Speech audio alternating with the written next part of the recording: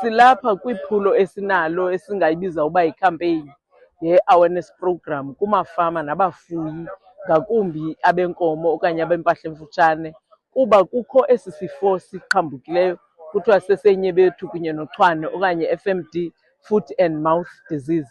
Sifuna ke abantu bayazi ubungozi baso nokuba sinwenwa lula neempawu zalo esithi sizichaze ngamaxesha onke uba ubona ngezinkcwe ezininzi eziphokoka ngathi kuvulelwe itephu, namadyunguza emlonyeni, umlomo ube nezilonda lidumbe ilwimi, okanye phaa kwiimpuphu zesilwanyana zingakwazi uhamba.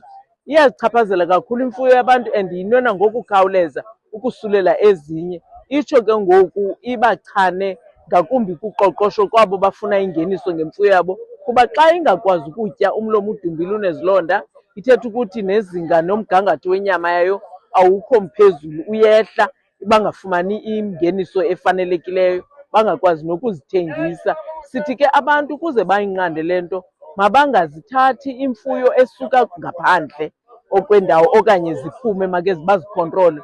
Ukuba kwenzekile uba kubekho umntu oza nemfuyo esuka endaweni kwenye liphondo okanye kwenye indawo, mayikiqala ibekelwe ecaleni okanye iquarantine for 28 days, iintsuku ezingama-28, ukuze kujongwe uba ezi mpawu aziveli na. Ukuba ziyavela ijongwe, itritwe okanye idityaniswe nabalimi.